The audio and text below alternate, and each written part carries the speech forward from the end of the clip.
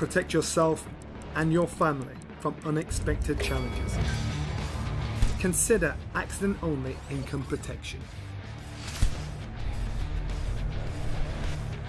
Click the link in the description to find out more.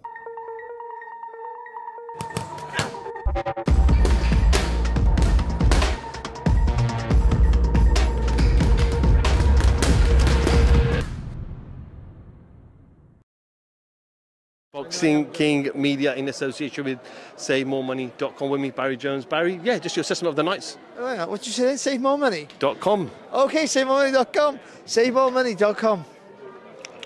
Go on.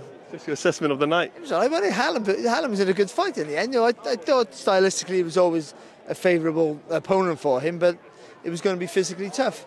He made it physically tough, I think. He wanted to show he could be tough. But, you know, the jab was good. And the shot to finish it was fantastic. I thought he was a really, really good performance there. For now, his name will start getting mentioned with other more higher up domestic rivals. I'm not saying world level, that's a bit of a stretch right now, but domestically this division is steep with quality, and his name is certainly amongst them. One of the names that they've been touting over the last week or so is Conor Benn. Obviously, we know they're trying to fight Chris Eubank Jr., but what do you make of HARLEM EUBANK and Conor Benn? Well, they're different weights for a start. I know Chris Senior has been saying that, you know, that HARLEM is a welterweight, but he's boxing at super lightweight at the minute, which is light welter in old money. So I don't see and Conor Benn hasn't got a license yet. So until he has a license, I don't know why we all go banging on about it.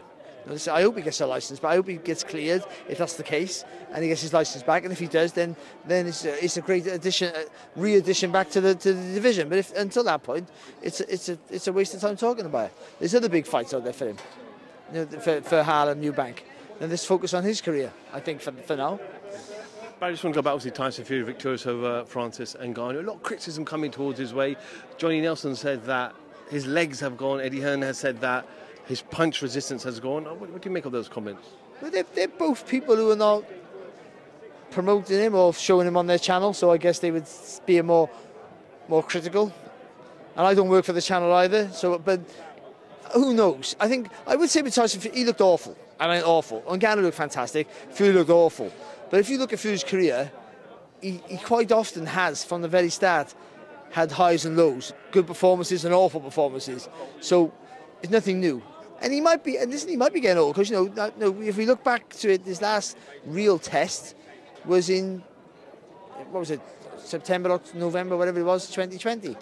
No, the last few fights he had with Dillian White, who was past his sell-by date, and Chisora as well, weren't really tests for him. And neither was this one meant to be either. So he looked bad. There may be a sign that he has slowed down. Maybe a sign that, forget about the feet, it's the reaction times. He looked awful. He looked bang awful. But we got to give Ngannou his credit for doing that as well. We have to. I was one of the ones who had a bigger voice than anyone. I was in Riyadh. I was over there saying, like, Fury does what he wants when he wants in this fight. Because on paper, that's what should have happened, and it never. So, you know, he deserves criticism. Listen, he took the fight because it was loads of money for an easy fight. You can't blame him. We all would have done the same. Gosh, it's free money. That's what it was, but it turned out not to be. So you take that, you've got to take the criticism. I had no issue with the fight because it held up no one's career. Because they were going to have the unification fight December the 23rd, and then everyone else who's waiting in the wings for the opportunity to fight for the title, they all get they're all waiting in the wings. Now that fight's gone back to February, maybe March, maybe never. Who knows? No, we've been there before. Now that fight's become a problem. This fight that wasn't meant to be a real fight has become a problem because it's holding up other people's careers. USYK, one of them, but also all those top 40 heavyweights in the welterweight division, and also all the other guys in the other organisations. They all have to wait their time now, longer than they should have. Oh, that was a rant, wasn't it? George Grove says that he thinks Fury retires before he even steps into the ring with Alexander Usyk. Maybe. I don't think so, because I feel he thinks his reputation is everything. Money's everything for us all, and for him more than most. But I still think, you know, he dines out on being a generational talent, one of the greatest of all time, which obviously he's not, but that's what he thinks he is. you can't be that unless you beat the guy, your biggest rival. So he'll say that was Wilder, but now it's USYK. So he has to beat him as well. So, you know, if he doesn't do that, then they'll always hang over his head. I don't know how he'll cope with that. So I think he has to fight him.